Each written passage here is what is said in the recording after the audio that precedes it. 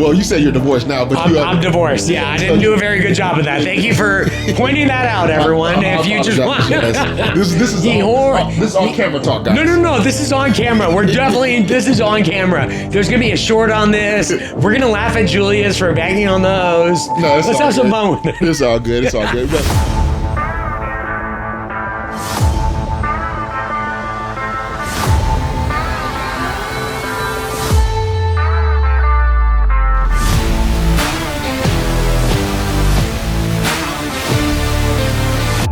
Hello, welcome to Evolve Your Brand podcast. I am your host, Ollie Amirkhiz. Just want to give a huge shout out to Shane, Steven, the whole entire team at Icon Industries. The Evolve Your Brand podcast is owned and produced by Icon Industries. And today we have the one and only Julius Hammond.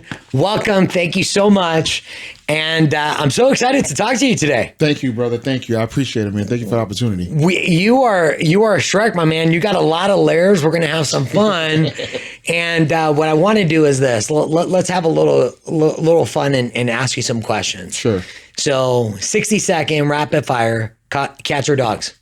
Dogs. Los Angeles or San Diego? Los Angeles, because I was born there.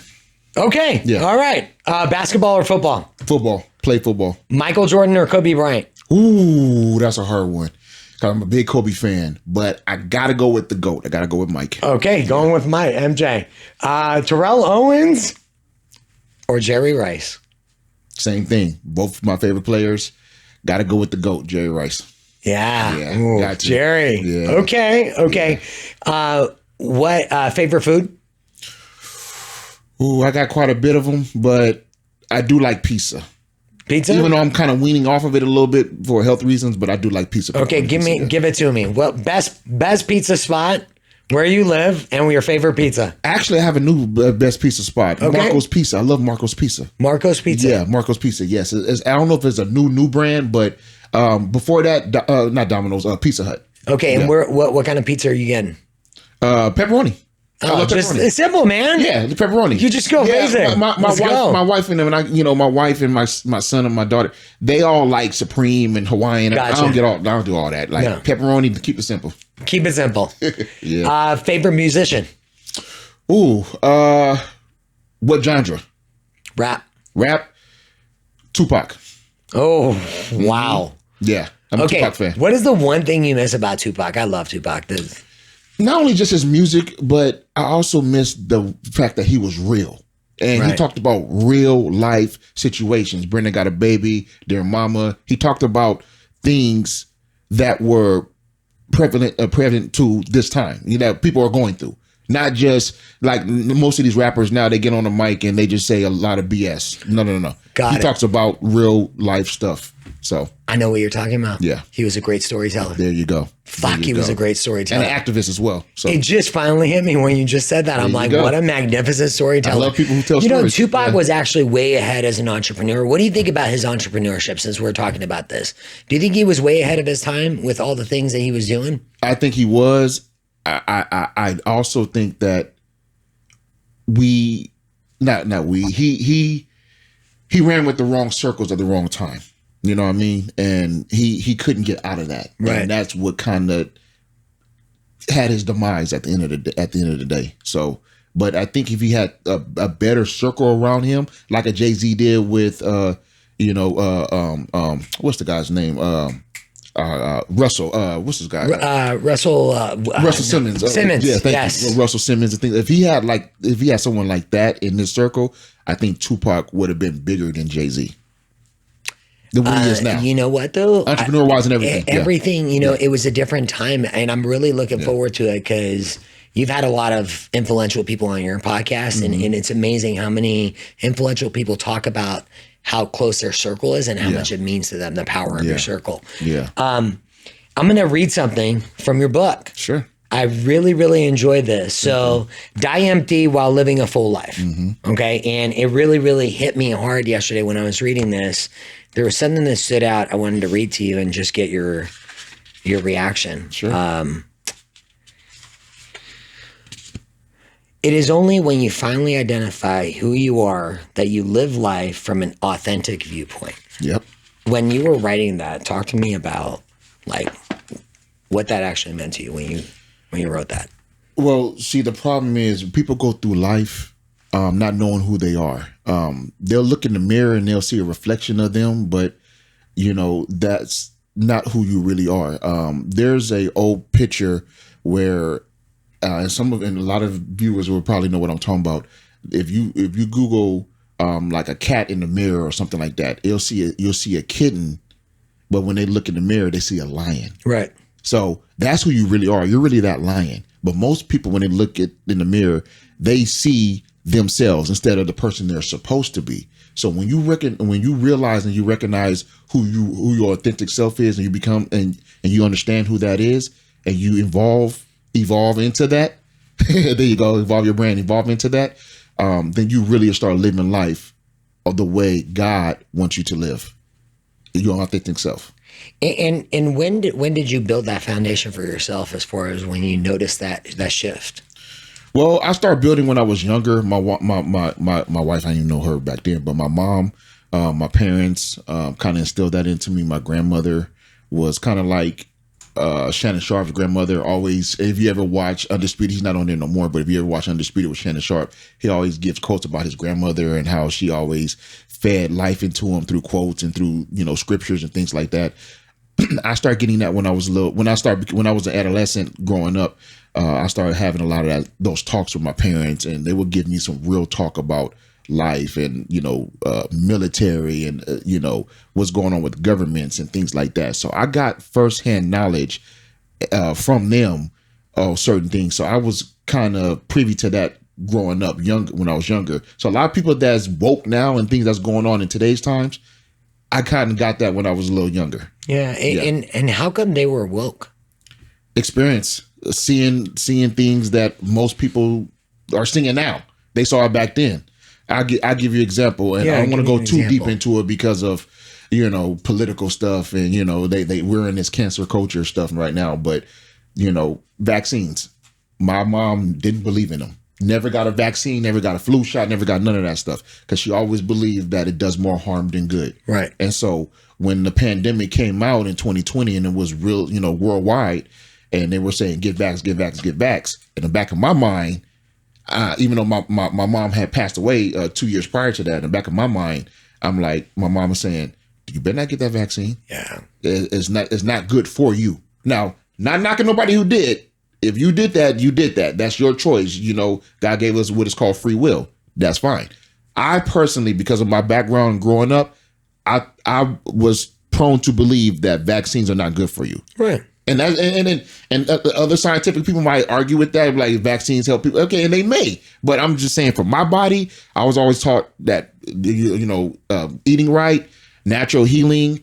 Your body's 70% water. You got fire, air, all that stuff in it. So we come from dirt. So if you are feeding it the correct foods, and because our body's a temple, if you're feeding it the correct foods and you're exercising and you're working out and you're doing, instead of taking pharmaceutical medicines, you're eating an apple. There's a saying, an apple a day keeps the doctor away. So if you eat your apple, you're doing your bananas for your potassium, you're doing whatever fruits or whatever, right?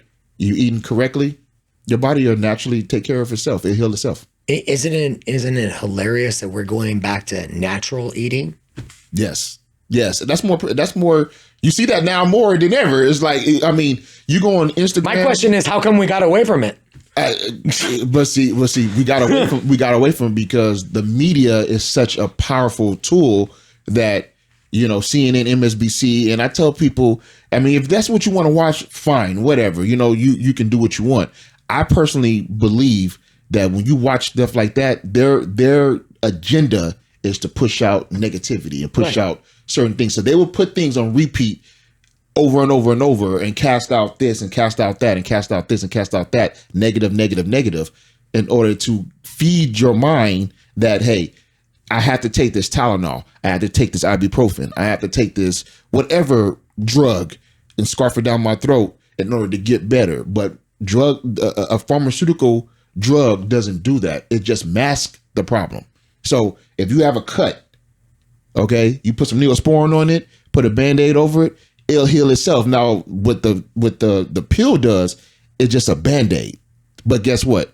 It doesn't you haven't surgically repaired that wound to really fully heal, to really fully heal the wound, right? So you keep going back for more, and I get into it more about what happened to my grandmother as far as she was on 22 medications a day. So that can't be good for you. No, that's nowhere near. She died from that. But that's what pharmaceutical companies do. They keep giving you pharmaceutical drug after drug after drug after drug, and they hardly tell you the side effects, or if they do tell you, they make you sign a waiver like you did on your own. It's in small print. Yeah, it's very small. You like, I need a microscope to read this, But yeah, so that's what is going on in today's times. It's casting out that type of fear and take this vax or do this medication or take this pill. This is going to help you. And I mean, it might help some people to a degree, and they might be just too far gone. But I don't have my circle that I turn and the people that I deal with, and my belief growing up and what I've been taught is natural body, natural heals, and eating food will naturally give you the nutrients that your body needs in order to rejuvenate, restore, and do everything it needs to do to get it back on to the level it needs to be at. What you're talking about, though, Julius, is that's hard. Yeah. Takes discipline. It's hard. Yeah. Takes discipline. Yeah. And so what do you think, how come you think that we have such a health issue in this country? Like, what are you doing? What do you think will solve that? Because you're right. I mean, health is a big thing that I've run into. I would say I ate my problems away. Yeah. You know what I mean? It's like, fuck, dude, everything's going wrong. I'm going to eat my problems and talk about a self-inflicting nightmare that you impose onto yourself. Yeah. So you're a fit guy. You were talking, we were having a great conversation about, what Gloria shared with you. Like, how come it's important to you to stay on top of your health? And what are you doing out there to pass out the message? Because you were passionate about it, man. Yeah. So I'm gonna go deep here in regards to. I'll tell a little bit from my book and my story in regards to why I'm so passionate about my health. So, I lost 7 people. No, actually, 8 people in 7 years. All family members. I've lost both sets of grandparents on my mother and father's side. And I lost my mother and my father. I won't go into my grandparents. I go into one of them. I say I was going to do that. The one on my dad's side, my grandmother, she died from taking 22 medications a day. And she had kidney failure. That's not good for your kidneys. Right. Because you're just taking one supplement. I mean, not supplement. You're taking one pill after another.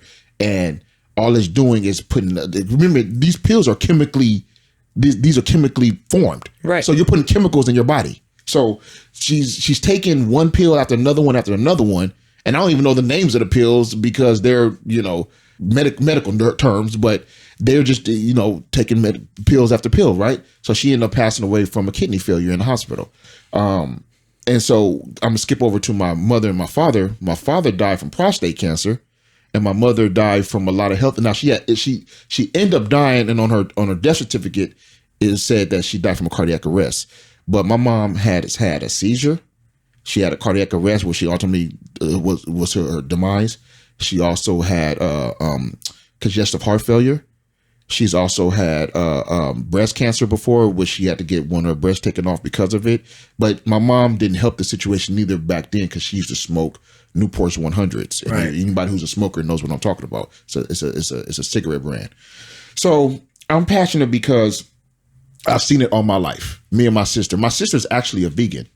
Shout out to Julius Hammond, my sister, my beautiful niece out there in Vegas. But she's a vegan, and she don't eat no meat. She's been like that, and you talking about having a mindset. That's you have to have a mindset because she went from eating meat all of our lives to over the last, I want to say, she probably correct me. I don't know if she sees that she is going to correct me, but I think it's been at least 4 years she's been a vegan. And commitment. So discipline, commitment, and you have to have the mentality to do it. But to go back to me, why I'm so, involved in this is because I've seen it growing up with my parents passing away, grandparents. My wife, even right now, has some health issues. is not as bad. Some, she has some blood pressure and things like that, but just getting older and, making sure that's tamed and all that. Right. But, I'm just passionate because the world is pushing, artificial, everything, AI, everything. I mean, I know we're talking more so in robots and things like that, but they've been pushing artificial all our lives, artificial foods, right. Artificial flavor, artificial flavors. We're talking about fiat currency. That's artificial. That's fake. Right. You know what I mean? Robert Kiyosaki has a book called Fake. He talks about fake currencies, fake assets, he's talking fake teachers. That in that book, he's specifically talking about fiat currency. This right here is not, and this will be a whole nother conversation, but this right here is not money, guys. This is a medium of exchange. Federal Reserve note. Okay? It has a code right here. I won't go too deep into it because that's a conversation for another day, but this is not money. The media makes you think and have you feeling that this is money. Money is really gold and silver and things like that and precious metals. That's the real gold. Thank you. Assets. There you go. So, but you can use that to buy things in commerce and to, exchange, to buy gas, to buy groceries, things like that. So that's the system that they put us in. So, but that's why I'm passionate about, to go back to, I know I kind of skipped over a little bit, to go back to health. That's why I'm so passionate, because I don't want to pass away knowing that my health is the reason why, and I can control that. And if you can control it, to me, if it's something uncontrollable, that's different, but you can control your health. People will say, oh, well, yeah, it may take a little longer natural compared to, all right, well, let me just go have a surgery, or let me go put this needle on my arm, or whatever, right? That might be a little quicker, but me personally, if you're doing the natural thing, it's going to take a little longer, it might take a few more months, but you'll live longer. Why not do it? And you earn it. You earn it. There you go. There you go. Too much is given, much is required. And you earn what if you want to become a multimillionaire, you put in the work. You put in the sweat equity. You go from being broke to being a 6-7 figure earner. You earn that. Took you 5-10 years to get there. What are you talking about? TikTok says I can make $5,000 an hour. Yeah. I don't know what you're talking about. Yeah, clips. I don't go off clips. How are you doing things differently with your kids? Okay. When it comes to health and fitness. Yeah. So the son is a little bit, my son is he hard-headed, but he's a former football player. He does jujitsu right now, but nice. He's 16 years old and he's still got that young body, so he'll have some stuff that is not good for him now, and I'm still working on him to a degree. I mean, he's better, but he's still a young man. You know what I mean? He can burn it off. His metabolism is pretty high, so he can burn it off, right?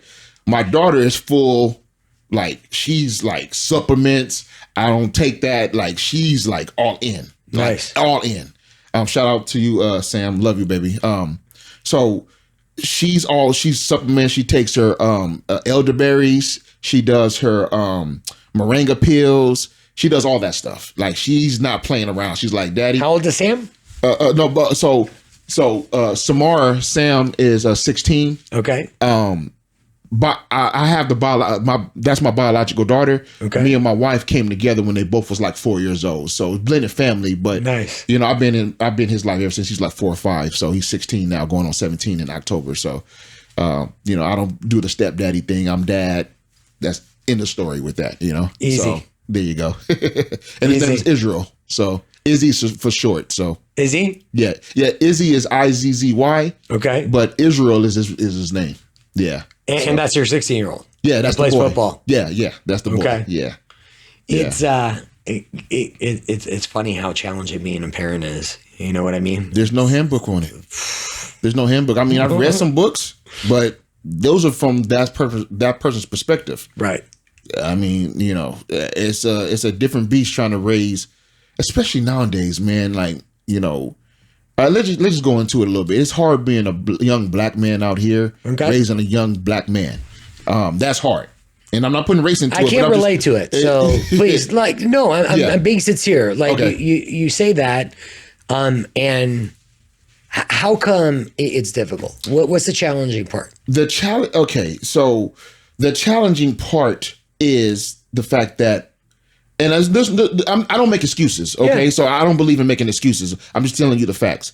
It's hard for a young black man because, you know, a lot of, and I can give you my perspective as far as me growing up. I had some challenges, not too big, too major, because I grew up in some good areas, but also not so good areas as well. But we already are on the lowest of the low. We are considered by society the lowest of the low. So we have to work our way up. And this is what I'm teaching my son. You have to work your way up to get to a certain level. And then when you get there, you have to work 10 times harder to stay at that level or exceed that level. Okay. So, you know, because other ethnicities, they work together as a community. We don't, as Africans and African Americans, we don't. Wow. We don't work together.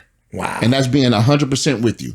I did an episode on my podcast. It's Wealth Chance Podcast. Make sure you guys subscribe, like, and hit the notification bell on YouTube and Rumble. But check out that podcast interview with Dr. Umar Johnson. We talked, and he's a Pan-Africanist. He's in New York, I think. No, well, he travels a lot. Does he? Yeah, I think he was in. When I saw briefly that episode, it was really good. Yeah. We talk about gang culture and all kinds of different things on there, right? But he's a Pan-Africanist, and he's kind of like, how can I put it? I ain't gonna say he's like on that level, but he brings a lot of knowledge. He has a lot of passion about helping, you know, the black community, just like a Malcolm X did, a Marcus Garvey, a Dr. Martin Luther King. I mean, keep going on and on. Amazing. But these are all activists and people who are, you know, trying to help the community. But us as a community, we don't have a community. We are so crab in a barrel. We're so, for us, me, myself, and I. And again, the reason why I'm not fully on that side as far as that, because me growing up, a lot of my supporters have been other ethnicities, have helped me get to this level.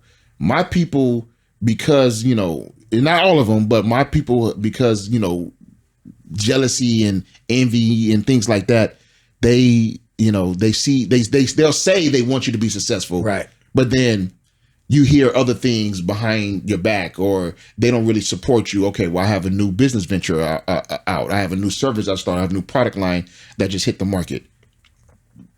You haven't bought from me yet, and I make it affordable for you. While it's affordable, before I have to raise my prices, right? Because I'm seeing success or whatever.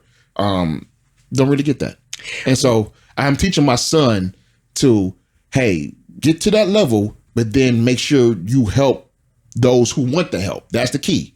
Who want the help, right. Not just because you are Israel so-and-so, and because you made it there, I'm supposed to, you know, give you this. No. You wasn't there for the first 10 years when I was waking up early, going to bed late, grinding hard, sweating, doing things I need to do to get to this level. But then now you want to eat off my plate when I'm I'm successful. There's an old saying, an old quote that I love by Will Smith. He said, if you were absent during my downtime, don't be present during my success. So I agree with that wholeheartedly. I don't even know where to begin. You threw so much gold right there. Yeah. I like the message that you're sending to Israel, which is, hey, things are going to be harder. And when you achieve success, you got to work even harder to keep it. Yep. I think it's more of a real conversation more parents need to have with their kids. Yeah. So how is your approach with parenting different than how you grow up? Or is it different? It's somewhat different, but I don't really do too much different because I think that would really tarnish a lot of stuff as far as teaching with my sons, the way I grew up. So like, even though I'm more successful than I was back then, of course, I try to instill in my kids, like, hey, don't forget where you came from now, because you came from, we were on government assistance at one point. So we came from that. But then now we're doing a lot better, but don't forget that, and don't act like you haven't been there before. Now, I'm not saying you have to fraternize and run with the people. No, you don't do that. You know what I mean? You get yourself, you work to get in a better position. You become in a better position, but don't forget those who helped you get there as well. That's the key. if the ones who you love, love your neighbor, love the enemy, things like that, right? But if your enemy is talking crap about you, or talking shit about you and doing the stuff behind your back, well, let them do that. Let God deal with them, but you keep it pushing. But don't go fraternize with them, because you don't know what they're planning behind your back or what they got going on, right? Because a lot of people have lost their lives. A lot of people have gone from being rich to being poor, high net worth to pretty much no net worth, because they're trying to stay at a certain level with other people, with their homies and things like that. I don't succumb to that. I've seen too many examples. You might know some of the people I'm willing to say: Nipsey Hussle, right? Young Dolph, P&B Rock. Now P&B Rock, he died differently, but a lot of like Young Dolph and Nipsey Hussle, they tried to stay down with their people, stay around the hood, and these are multi-millionaire, high elite level figures. People know them across the globe, dating, dating athletes and actresses and things like that. But guess what? You got people who are jealous, people who envy you. They want your spot. They hate the fact that you made it out the hood and you're driving a Rolls Royce and they're driving a Pinto still, or whatever they're driving. People don't take heed to that. They don't like that. So how come? It's mentality. It's mentality, but they also there's a couple things to that. How can I put it? I don't succumb to this, but this is what the narrative has been, because a lot of colonizations and things like that that's happened throughout the years. They wouldn't blame the white man and all that stuff. Has that happened? Yes, but I don't believe that because that's happened, you got to stay in that mentality. You got to stay where you are, because I serve a God of a higher power and someone who exactly, you believe it, you receive it, you can achieve it, and if you work hard enough to get it, God bless it. You work hard. Faith without work is dead, right? You have the faith, you work hard, but God will manifest the rest for you. You just got to go out there and work hard for what you want. Thank you for being a determined person, man. Absolutely. Like, we need that's I think all it takes, man, regardless of what culture and all that. Yeah, we're all people, man. I don't succumb. We all bleed red. I mean, if I shoot, you shoot me, I shoot you. You're gonna bleed the same color. So I don't go off the narrative of the white man is keeping me down or another culture is keeping me down. No. Because for me, in my experience, they've been the ones that helped me. I'm not saying my people haven't, but there's been a lot of my people who've been jealous, but I've had some that helped me. Don't get me wrong, but it's no matter what culture you are, if your own mother and father don't support you and you want to, then you know what? Let me shut my mother and father to the side for right now, check on them, make sure they're good, but let me be hyper focused and determined and keep a laser focus on what I want to do in order to get where I need to get at. So that way I can be able to help them in a different way once I get to the level I need to get to. Yeah, I love that, because you're still paying it forward, Julius. It's such a peaceful message. It's because there's no like anger in what you're saying. No, it's like, hey, detach. I totally get it. Yeah, where did you get that clarity from? Well, I wasn't always like this. No, I wasn't. Really? Always like this. No, I used get to, out. You were an athlete and you didn't. No, yeah. Come on, man. Football, boxing. You're a competitive guy. Yeah, yeah. Okay. So I've always been to where I gotta win at all costs. Right. And I still have that to a degree. I'm still like, hey, if you challenge me, okay, well, let's go. Like, I'm still a competitor. Let's go, right? But at the same time, me growing up, getting older, having certain things. I have an exotic car rental company, so I don't really, I drive nice cars and all that stuff, but at one point in time, that was the goal. It's not the goal anymore. I have that. So now my goal is to build more real estate, more things to where I can leave a legacy, right? I mean, can I leave a Rolls Royce to my parents? To my children and stuff? Yes. But that it has no value like that. You know what I mean? But a house, an apartment, or so that has value because I can leave that to them, and I think that's material. But what I really want to instill in my kids is the values, there's the principles, things like that, and that's what I instill into them right now. And so It just boils down to principles, values. What are your what will you compromise? What won't you compromise? And that's what I really instill into them right now. Well, you're also instilling. And please talk about this. Like, you're also instilling lifting others up. Yeah. Through all the things that you're doing. So you have the Meta Men's Group. Metal Men's Group, and then you have the Wealth Champs podcast, and we'll dive into that. So talk about the Metal Men's Group. Okay, so Metal Men's is not my group. I joined. It was through a good friend of mine, Vincent. He's actually out here in San Diego. I got introduced to Metal late last year. I think it was late last year, early this year, one of the two. So I've only been a part of Metal for a little bit over 6 months. Okay. So Metal Men's Group is a group that is founded by Mr. Ken Rotowski. Ken Rotowski is a good friend of mine, and he's also been in radio. He's been in his good buddy and friend is Akon. You might know who that is. Yeah. So I don't know if he was his manager or something like that, but he started this group where he brings men together who are, whether they're married or not, to we get on Zooms, we have in-person meetings, things like that. More so Zooms right now because he's traveling a lot. He's in Dubai. He's in Istanbul. He's all over the place, right? But he brought people together because he wants us to, bring value, give value, and receive value. So he'll bring different people on the platform to talk, as far as influencers, speakers, businessmen, businesswomen, things like that. So I just joined that. That's why I said I have a network of millionaires and people who are high value in different areas, in different sectors, different industries, right? So I'm a part of that. It's not my group, but I'm a part of it. Right. But I love it. And that's where I got to meet the Jack Barskys of the world, the Mark Goldsteins of the world, who I've interviewed on Wealth Champs podcast. There you go. I got Sean Eaton, Enton. I'm going to make sure I'm not Eaton, Enton. He's coming on my podcast on the 16th. He's part of my Metal Men's Group. Sean's story is amazing. He had a stroke. He was doing MMA fighting. He had a stroke during a fight. He was training. I'm sorry. That name sounds so familiar. Yeah. He's on YouTube and everything too. He had a stroke during the fight. Sean, I apologize if I'm butchering the story a little bit. I'm just remembering what you told me.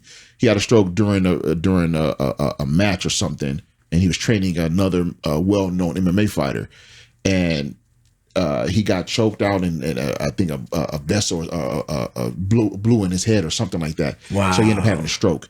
But then he came back from it, and he developed a company called the Stroke Hacker.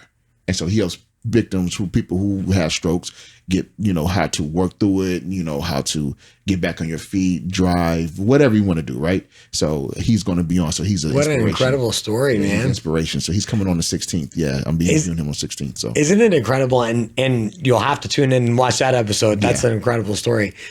It's when you hear people's story, what we can achieve and overcome. Yeah. Mind blowing, and where passion comes from. Like, there you go. I'm sure when you ask him this, like, did you ever expect to be doing this? Like, he's going to laugh. He's going to be like, it was on a podcast we were talking about. I'll definitely tune into that. I appreciate it. It's mind blowing the power that we have within. Yeah, absolutely. Do you follow Tom Bilyeu? I do. He's one of the ones who I like. Yeah. Really? He talks about it. He's got your mental approach to what you teach Israel. Yeah, and see how now we can get into Wealth Champs now. So how Wealth Champs got started is because I follow people like Patrick Bet-David, PBD podcast and Valuetainment. Shout out to Patrick Bet-David. I follow Lewis Howes. Yep, I love him. So he's incredible. My setup is like that. I could have done the Modern Women. I could have done all these other podcasters who really, gold digger pranks, all that. I've seen all of them, right? Could have done that stuff just to get views. But no, for me, it's about how can I put people in the best position to succeed and to win. So whether you are, lower of the pack or middle of the pack, if you have a business, if you're an activist, if you are an influencer, doesn't matter what you want to come on the show and you want to be able to, talk about your business or talk about your events or talk about, your activism or whatever you're doing to help people, right? I definitely, work out some things, but I definitely have you on the show, and you can, help people get to the next level as well as boosting you up as well. Right. That's what it's about for me. How did you, speaking of the Wealth Champs podcast, I know you said you were thinking about starting a podcast. What made you decide that you wanted to start a podcast, and what impact are you planning on making with it? Okay, so at first I didn't want to do a podcast. I like being out there. Got a deep voice, man. Yeah, yeah. A lot of people. I've been told ever since I was younger too. Probably when I was 18.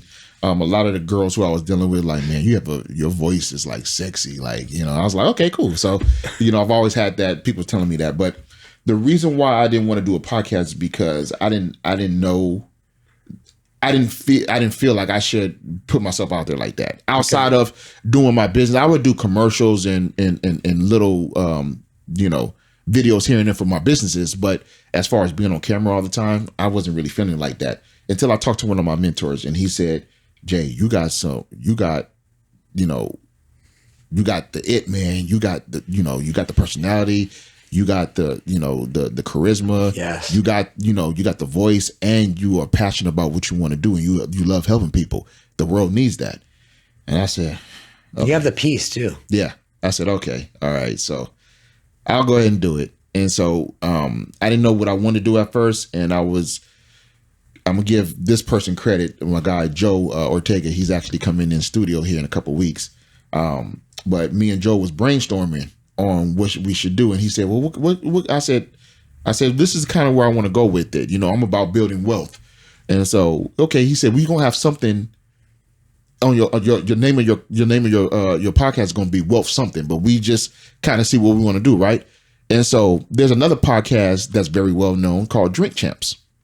Okay, and that's with Noriega. He's a former rapper, but he interviews a lot of your entertainers. Okay, right? He had that controversial interview with Kanye West that was on there that really blew up. Oh, that one. Mm-hmm. Yeah. Oh, that was him. Yeah, that was him. Okay. Yeah. So his thing is called Drink Champs, but obviously they drink and they do all that stuff, right? Right. Entertainment stuff, right? Mostly for rapping, athletes, things like that come on there, right? I didn't want to do that. I said I want to do something different where I can help a lot of people. So wealth consists of 5 components: spirituality, mentalism, knowledge, health, finances, and building sound relationships. Anybody that has all 5 or one of the 5 on there, I want them on the show. And so he said, well, let's do Wealth Champs. I said, that's not going to be kind. He said, no, it's a whole different name. You got champs. I mean, that's fine, but it's a whole different name. I said, okay, cool. No problem. So that's where we went with, Wealth Champs. And so that's my values. That's what I bring on. Those are the type of components I look for when people come on, is people who are knowledgeable in whatever arena they're knowledgeable. They just have a wealth of knowledge, like Dr. Umar, very knowledgeable. Right.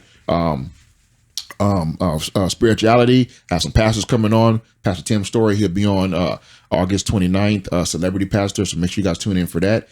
Spiritual. You got health. I got a whole bunch of health people that come on. There you go. A whole bunch. Check out the Allie Covington interview. And she's a former bodybuilder. She's super cut. She's way more ripped than me. And, she's been a health person for all her life, or for a good portion of her adult life, I should say.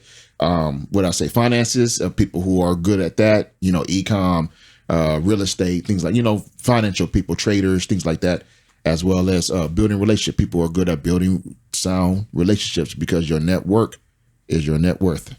I think that's more true today than ever before, especially when people don't want to make phone calls, meet in person. Okay. It's interesting. Yeah, absolutely. So that's where Wealth Champs came from. Yeah. Wealth Champs podcast came from all that. Wealth Champs was manifested from there. I love all the collaboration. Like, it wasn't even something that you wanted to do, and you had all these people that were just influencing you to make a move. It's they funny wouldn't how let others me say no.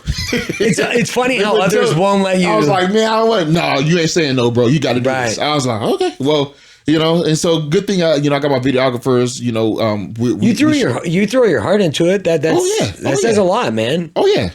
No, I don't do it for play. I really do it to really help people. How have you grown by doing being a host, podcast host? Well, it caused me to really, because as a podcast host, and we were talking about this off camera, but as a podcast host, it's really taught me to be more of like what a journalist does. I have respect for journalists now, because you have to do your research. You have to read. I mean, I'm already a ferocious reader, so I read a lot anyway. But you have to read about people, understand their story, read their bio. If they have a book out, at least, I try to give myself a little time. There you go. Thank you. Little plug. I'm his personal Amazon. It's all good. I try to give myself a little time so for example, if I have a guest coming on in September and they have a book out, I go purchase the book via audio or Amazon or Barnes or wherever books are sold, right?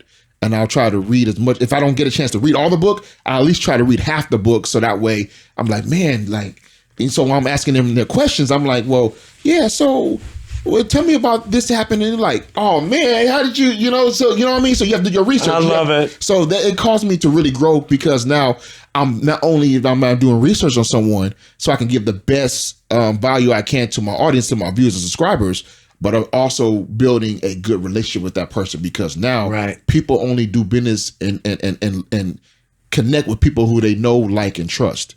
And so by doing that, they're like, okay, this person or Julius took the time to read my book, purchase it, and read my book and really understand where I'm coming from and what I've been through, or whatever the case may be, whatever the type of book it is. So what's the best piece of advice you've gotten from a mentor? Like, what's the one tip that just jumps in your mind, and what's that story about? Never give up. Stay disciplined. Who was it?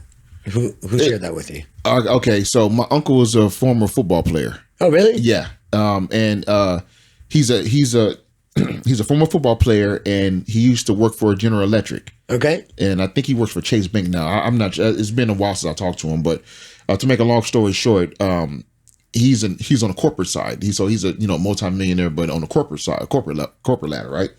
So he instilled in me, plus my other uncle who's trained me in football. They put me in sports, football, baseball, basketball, things like that. And sports teaches you discipline. It teaches you camaraderie. It teaches you how to galvanize the troops. So they taught me that at an early age, and I just took that and ran with it. And I figure, okay, well, I got to use that in business. And then as well as my grandfather, he was a Navy SEAL. So shout out to military. Yes. So he taught me the reason why we were just talking about this off camera. Waking up at 4:30 in the morning. He would wake me up. Now, he wouldn't wake me up at 4:30 in the morning. He would wake me up at 6 o'clock. But think about it. I'm an adolescent. I'm tired. I probably was on the phone with a girl all that night. And then I got to wake up at 6 o'clock in the morning. He's like, oh, come on, grandson. Have you been talking to my son? What a man. Getting that guy up at 6 o'clock in the morning isn't happening. Man. And so I would, I'm like 15, 14, talking to girls and stuff like that. And he like, come on, grandson, time to get up. Now he would get up, wake me up, iron. He taught me how to iron. So I would iron my clothes. Let's go. He would teach me how to cook. So I knew how to cook grits and, all the good stuff, eggs, all that stuff. Right. And so he would teach me all that stuff. And so I didn't know what he was doing at the time, because I was like, oh, now.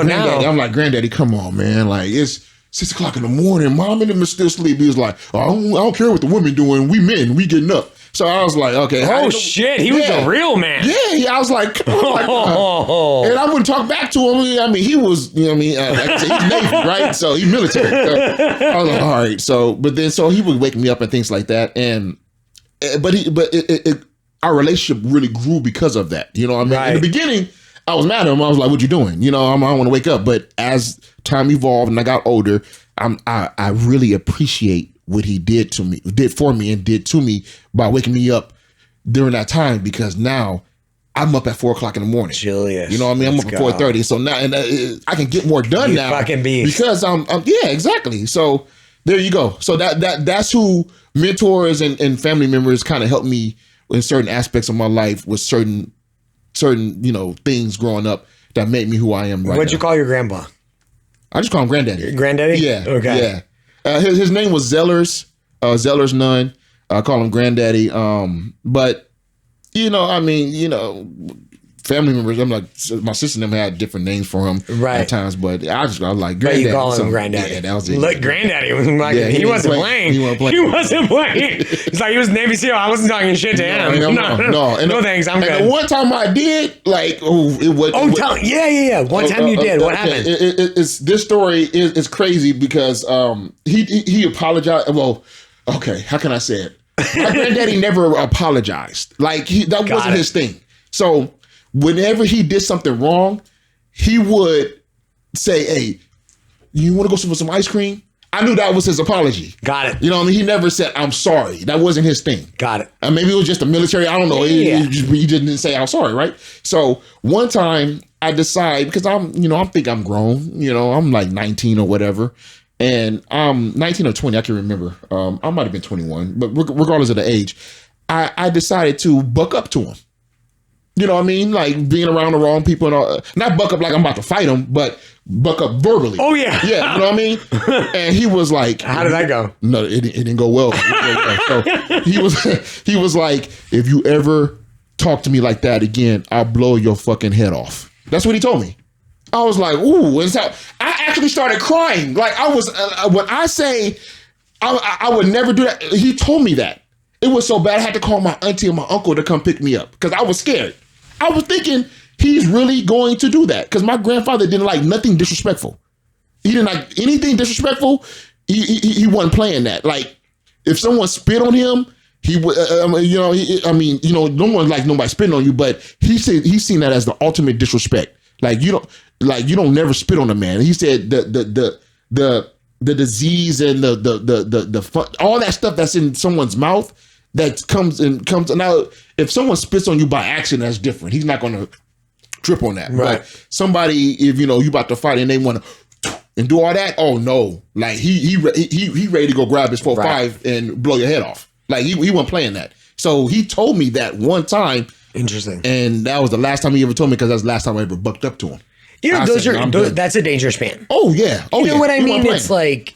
That they're at a whole different level, and I think that's and he's old school too. Yeah. You don't play that. And we need So I want to talk about what's your definition of a real man in today's age.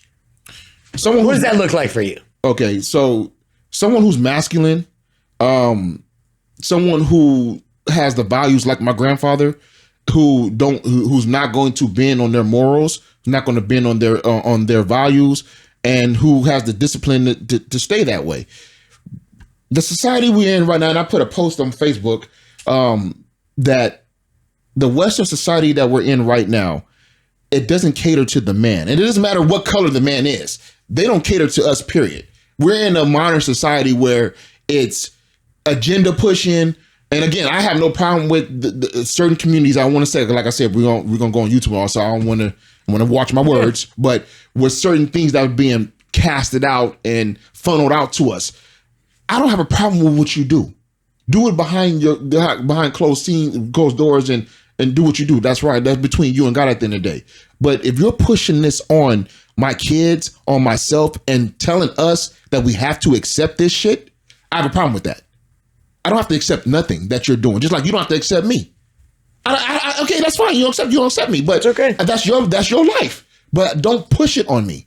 And the men that are real men nowadays that are like alpha, like a lot of people might not agree with me. I love Andrew Tate's vision and what he does. Now sometimes he can be a little bit over the top, I'll admit, but he's really out here trying to help young men be men. Right.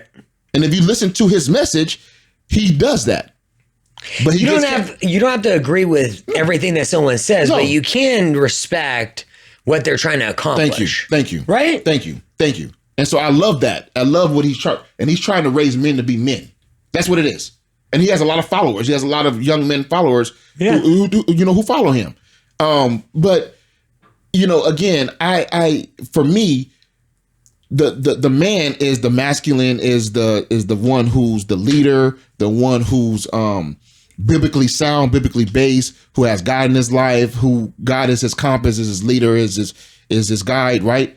And as long as he's doing things the way God wants him to do, then that's a real man. There's a lot of beta males out here. and I wasn't raised to be a beta. I'll give you an example. One time, and my mom did this. This is funny. When I was younger, I got beat up pretty bad, and I wasn't really fighting to put the person back, right? And so I went home, and my mom, my mom was funny. My mom was she was feminine, but she had a lot of masculine. She was like 5'1", so she was short. You know what I mean? But she was the oldest out of all of her siblings. So she was always the one who was fighting growing up and things like that. Always had to fight for people and all that. So one time I came home and I got beat up, and so my mom was like, "What happened?" So I told her the story, what happened, and she said, "Oh no, we going back up there, and you're gonna fight the person in front of me." And I'm kicking and screaming like, "No, I don't want to do it." And so I went up there, tussled with the guy, you know, didn't really know how to fight. Got a few licks in, but then she was like, "No." And then after that, she pulled me when we finished. She said, the reason why I did that is because I'm not raising no bitches for a son. I'm not raising that.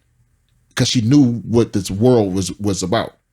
And so I say, okay, so that's why fighting is no big deal for me, but people don't fight no more. They want to pull out weapons. They want to they don't want to be viral. You know what I mean? Like, so say that shit is permanent. Yeah, exactly. So say, you have a fight, with somebody and you beat them up.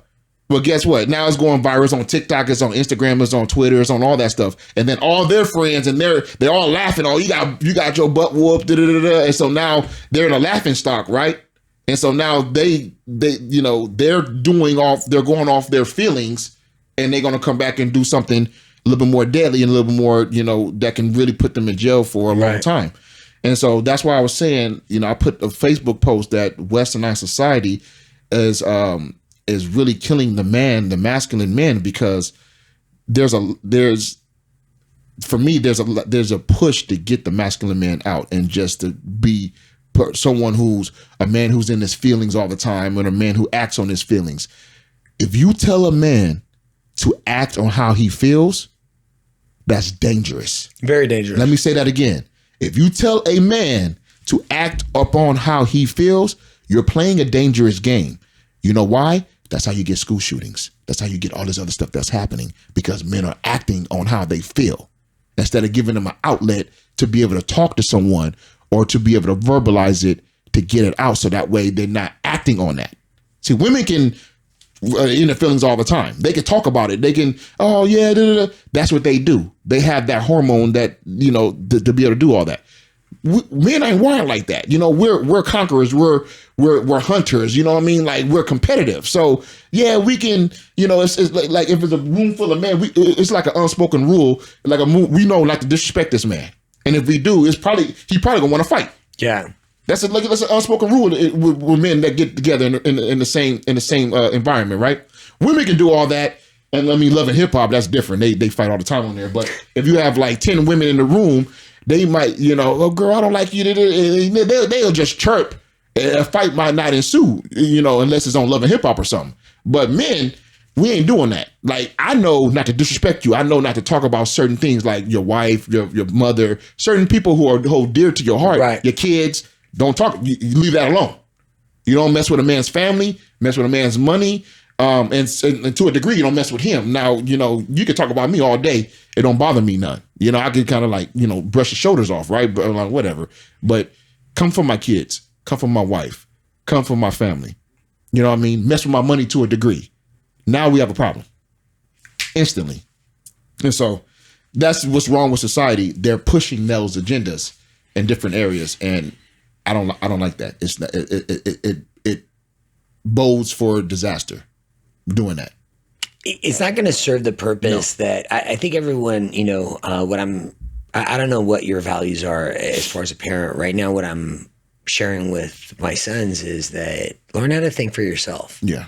Really dive in, explore, and it's all good. Like, if you make a mistake, man up and fucking say, hey, I made a mistake. Yep. Yeah. Take accountability, because the way I look at it is, we don't, as parents, I'm just going to talk about parenting, and I don't know how we got on this, but I think parenting is such an important piece of the puzzle right now. Mm-hmm. By showing not talking. Mm-hmm. You know, that's really what I'm doing with my kids right now is the showing.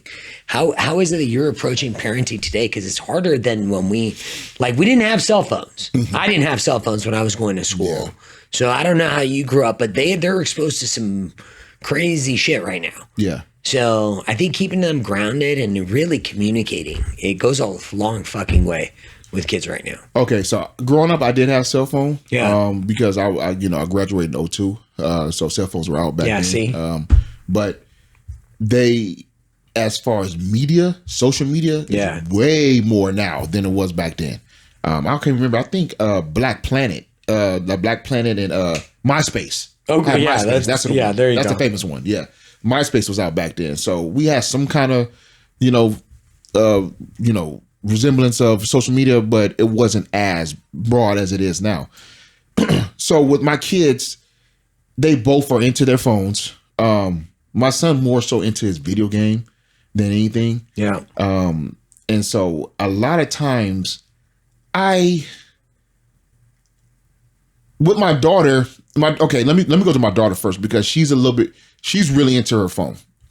She has the Instagram and the Facebook, but that's monitored. Me and her mom, we have a great relationship. We stopped dealing with each other as far as intimate a long time ago, but we have a good parenting relationship with our daughter, right?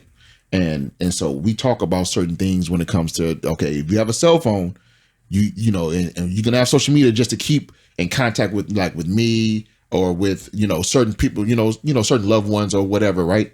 But her mom monitors her inboxes and so there's certain things that she's not allowed or that's not going on, which is what I love. So I tell her mom, don't be too much of a drill sergeant or a warden, you know what I mean? Yeah, because you don't want the rebellion, right? You're going to rebel, but she kind of monitors that, which is cool. Cause while she's living in her house, hey, that's the rules, so that I have no problem with that.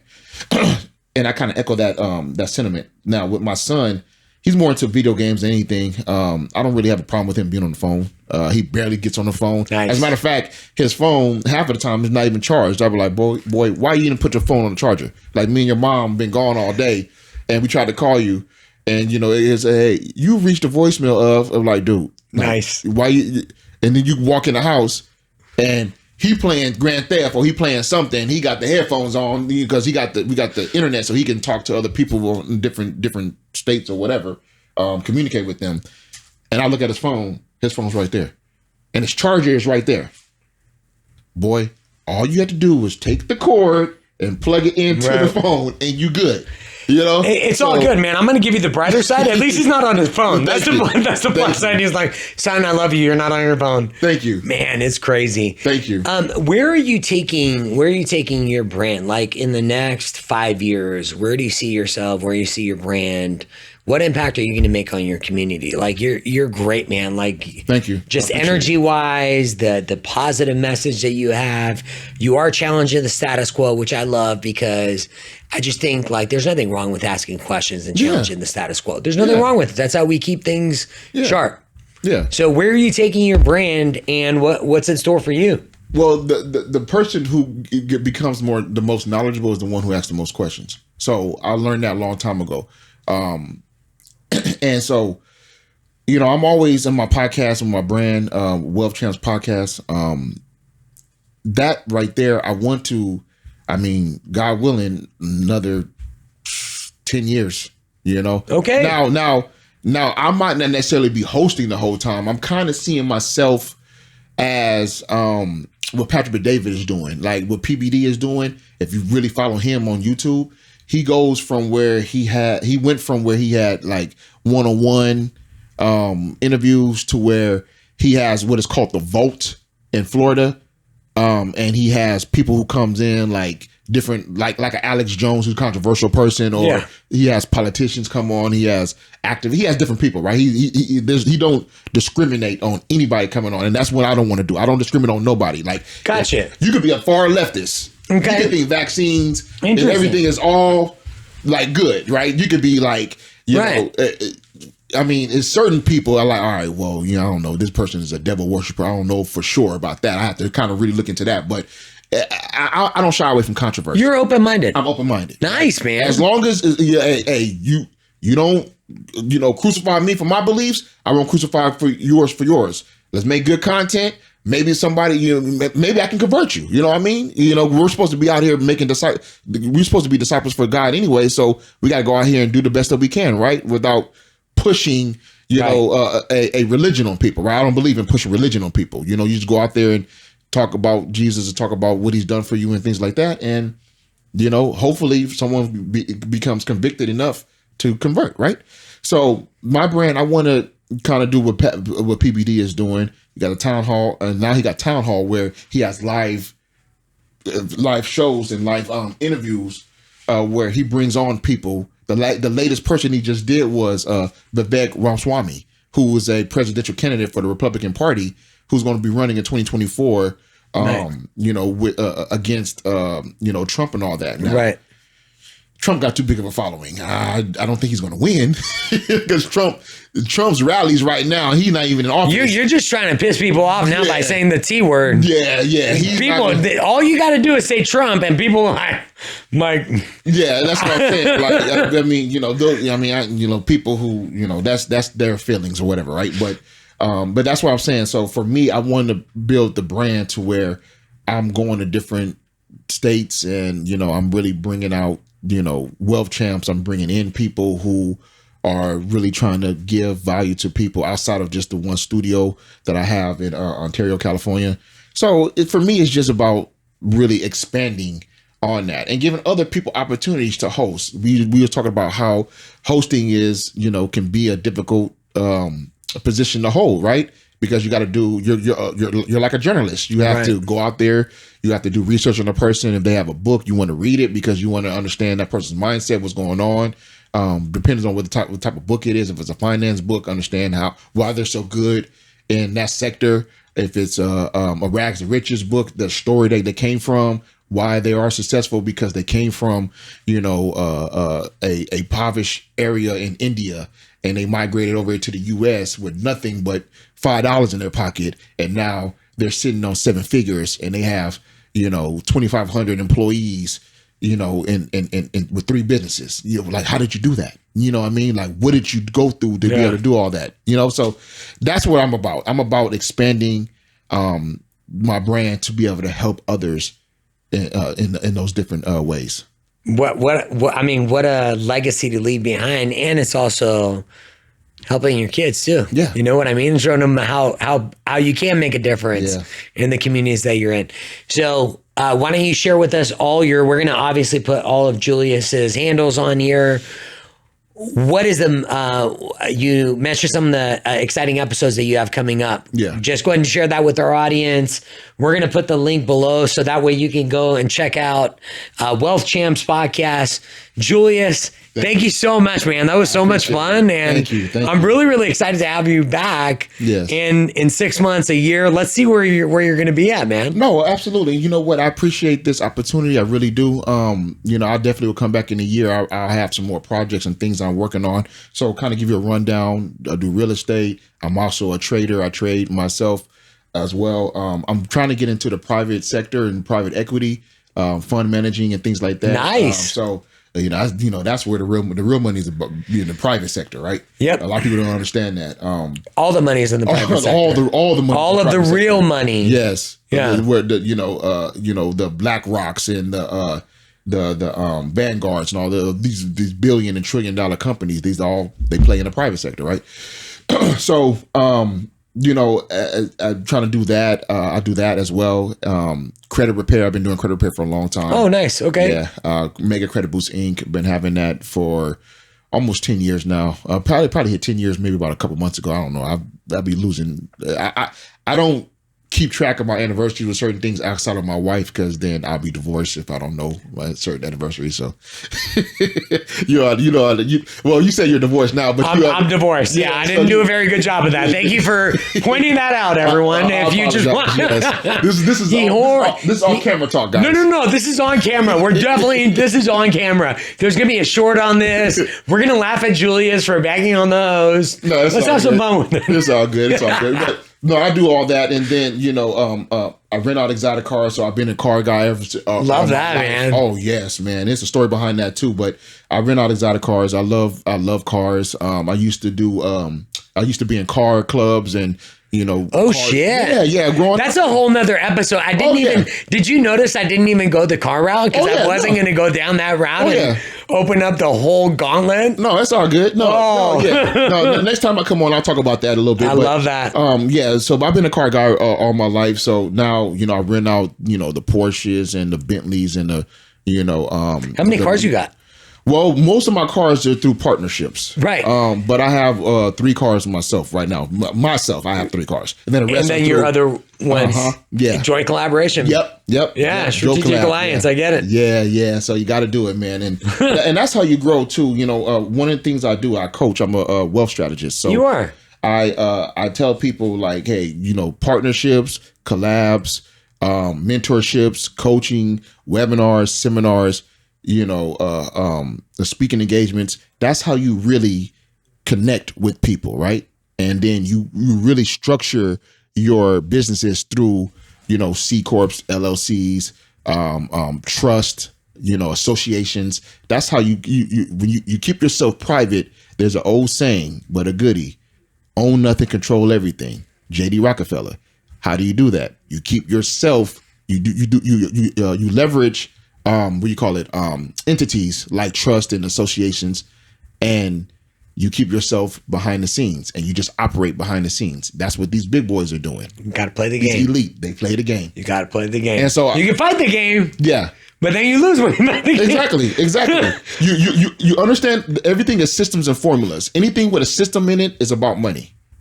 So let me say that again. Anything with a system in it is about money. Banking system, healthcare system, school system. These are they're about money. So what you're supposed to do is, because we weren't asked to be here, we were born into this. You understand the game, you play the game, then you develop your own system and your own formula within that system to win the game. There you go. For yourself and for your community and for your family. Because everybody's wins are different. There you go. Because the elite are playing the game. They've been doing this all their life, so they got their system down back in their formulas, right? But your job, as with your family or with your loved ones or your community, is you're supposed to develop a system of your own. Get your formula down packed or whatever, and you teach others how to do the same to get out the rat race, the matrix, like what's his name? I just said his name. Andrew Tate. Andrew Tate says, and you live the best life that you're born to live. That's it.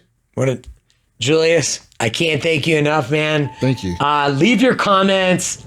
There was so much in this episode. Look forward to hearing from you. Thank you so much for tuning in.